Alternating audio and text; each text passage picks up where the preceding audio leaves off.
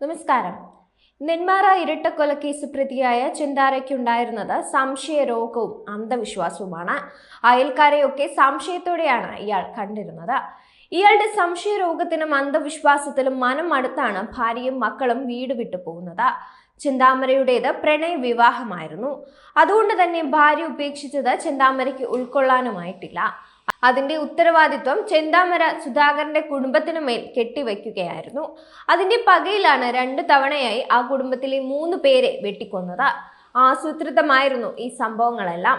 നെന്മാറയിൽ അമ്മയെയും മകനെയും വെട്ടിക്കൊന്ന പ്രതി ചിന്താമരയ്ക്കെതിരെ മുമ്പ് പരാതിപ്പെട്ടിരുന്നെങ്കിലും പോലീസ് ഗൗനിച്ചില്ലെന്ന ആരോപണവുമായി നാട്ടുകാരും കൊല്ലപ്പെട്ട സുധാകരന്റെ മകൾ അഖിലയും രംഗത്ത് വന്നിട്ടുണ്ട്.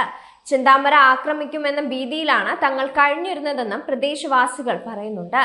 2 മാസം മുമ്പാണ് പ്രതിയായ ചിന്താമര ജാമ്യത്തിൽ ഇറങ്ങുന്നത്.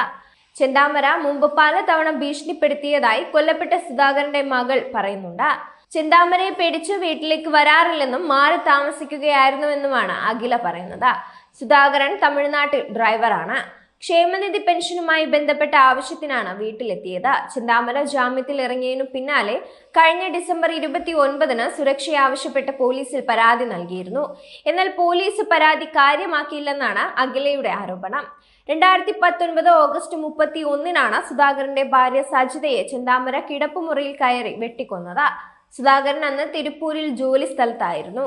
കുട്ടികൾ സ്കൂളിലുമായിരുന്നു. ഈ അവസരം നോക്കിയായിരുന്നു കൊലപാതകം നടത്തിയത്. കൊലപാതക ശേഷം ഇയാൾ പോത്തുണ്ടി നെല്ലിയാമ്പതി മേഖലയിലെ കാട്ടിലേക്ക് രക്ഷപ്പെട്ടെങ്കിലും പോലീസ് പരിശോധനയിൽ പിടികൂടിയിരുന്നു. നാട്ടുകാർ നൽകിയ വിവരത്തിന്റെ അടിസ്ഥാനത്തിൽ രാത്രിയിൽ പുറത്തിറങ്ങിയപ്പോൾ 2019 സെപ്റ്റംബർ 3-നാണ് ഇയാൾ പിടിയിലായത്.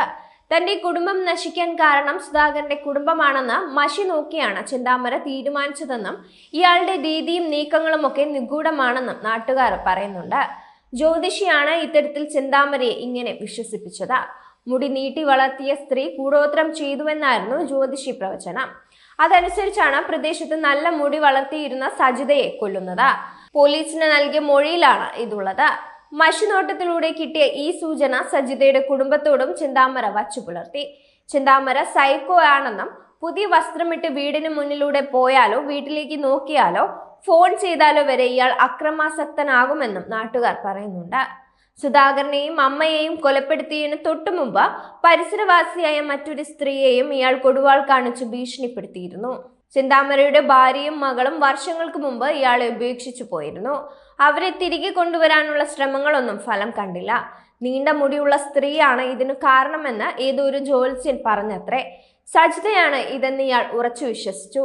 ഈ വൈരാഗ്യത്തിലാണ് അന്ന് വീടിനുള്ളിൽ കടന്നുകയറി അവരെ വെട്ടിക്കൊലപ്പെടുത്തിയത്. സജിതയോടുള്ള വൈരാഗ്യം വീട്ടുകാരോടും വെച്ചു പുലർത്തി. സജിതയെ വെട്ടിക്കൊന്ന അതേ രീതിയിലാണ് അതേ വീടിന്റെ മുന്നിലിട്ട് ഭർത്താവിനെയും ഓടിയെത്തിയ അമ്മയെയും വകവരുത്തിയത്.